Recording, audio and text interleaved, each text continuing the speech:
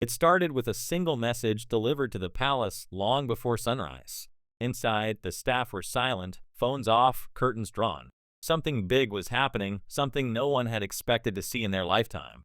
For months, the whispers had been everywhere. Someone inside the royal circle had crossed a line that could never be uncrossed. And now, the crown was ready to answer. When the news finally broke, the world stopped scrolling. The statement was short, cold, and official. Certain members of the family will no longer carry titles or duties attached to the crown. That was it. No names, no explanation. But everyone already knew who it was aimed at. The couple who had turned their backs on the palace years earlier built a brand across the ocean and dared to tell their own version of the story. The press went wild. Cameras outside Windsor, reporters at Heathrow, paparazzi at every gate in Montecito.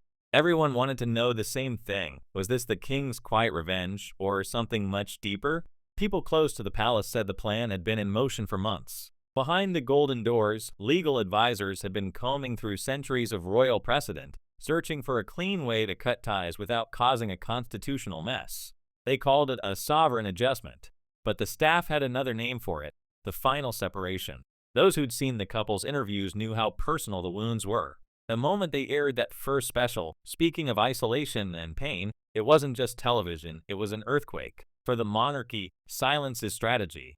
For them, speaking out was survival, and that difference created a rift that no public apology could fix. Inside Buckingham Palace, senior aides watched every clip, every headline, taking notes on the damage. To them, it wasn't just about image, it was about control. The monarchy had survived scandal before, but this one was global. Every confession, every soundbite echoed across millions of screens. Each word chipped away at the mystique that the royal family had guarded for generations.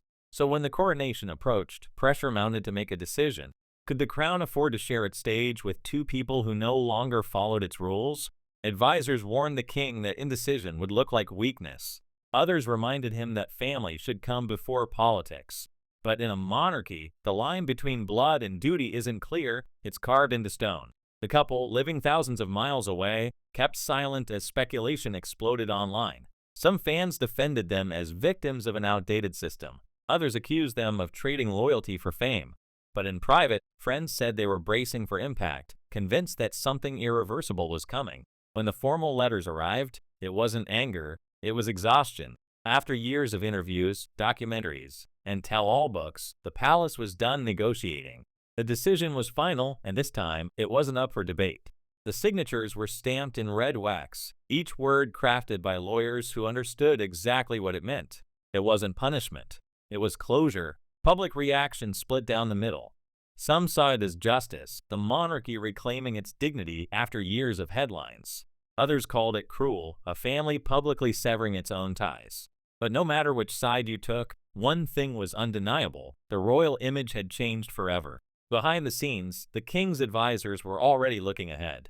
The monarchy's survival depends on relevance, and relevance depends on control. Every photograph, every speech, every balcony appearance now carried the weight of centuries. By drawing a line, the king wasn't just protecting his reign, he was protecting the idea of the crown itself. Meanwhile, across the ocean, the couple's team went into crisis mode. They'd spent years building an identity separate from the institution, and now they had to prove it could stand on its own. Peer specialists drafted statements, lawyers prepared filings, streaming platforms pushed new projects forward. If the palace was cutting them out, they would build their own empire in plain sight. But the internet never forgets. Old clips resurfaced.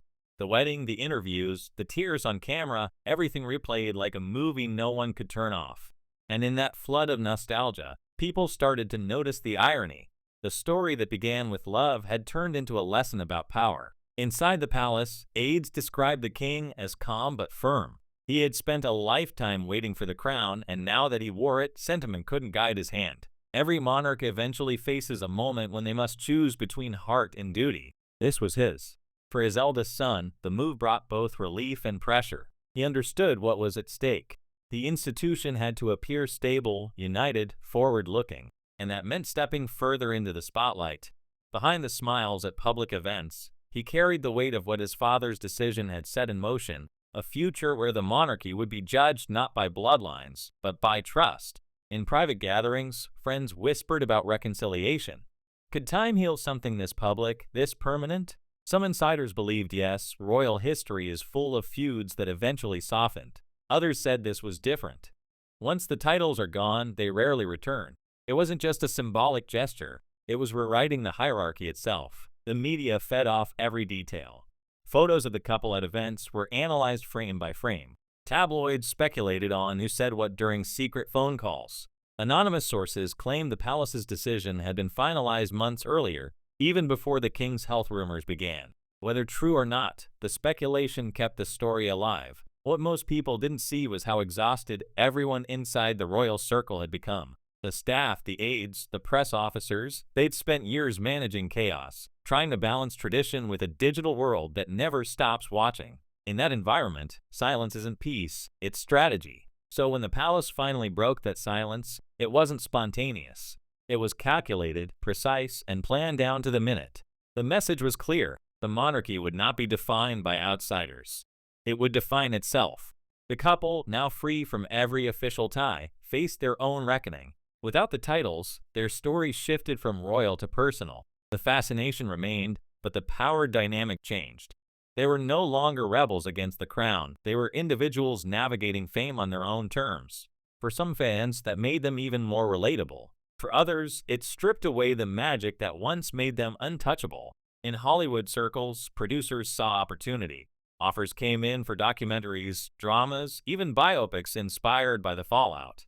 Every network wanted to be the one to tell the real story, but the couple stayed cautious. They'd already learned what public exposure can cost. Meanwhile, inside Britain, polls began to change. Support for the monarchy wavered among younger generations who questioned whether such traditions still mattered. Yet older voters rallied behind the king, praising his strength. It was a generational divide that mirrored the family's own fractures. By winter, the frenzy had cooled, but only on the surface. Royal reporters hinted that another announcement might come soon, one involving the line of succession. Others claimed reconciliation talks had quietly begun through intermediaries. The truth was somewhere in the middle, guarded by the same silence that had always protected the crown. And then came the photo. Released by the palace without warning, it showed the king, the queen, and the next two heirs standing together in formal attire. No captions, no statements. Just an image that said everything it needed to. 4 generations of continuity framed in gold light, united. Absent from the picture was the couple who once stood beside them. The message couldn't have been clearer. This is the future. Even across the ocean, the symbolism wasn't lost. Friends said they understood the intent. It wasn't hostility, it was history. The monarchy moves on, always. The individuals fade. The institution endures. For viewers around the world, it felt like the end of a chapter. Years of speculation, headlines, and emotional interviews condensed into one silent image. It was the crown reminding everyone that power isn't just about control, it's about endurance. Still, one question lingered. Could the royal family ever truly be united again? Publicly, maybe not. But privately, time changes everything. Decades from now, when new generations look back, this moment will be studied as the turning point, the day the monarchy redefined what it meant to belong. And that's what makes this story so haunting. It's not just about titles or status. It's about the cost of breaking away from tradition, the price of speaking your truth, and the quiet power of an institution that has outlived every scandal thrown its way. In the end, nobody won, but everyone changed. Because behind the palaces, the cameras, and the crowns, there's still a family, flawed, fragile, and human. And sometimes, that's the hardest truth to accept.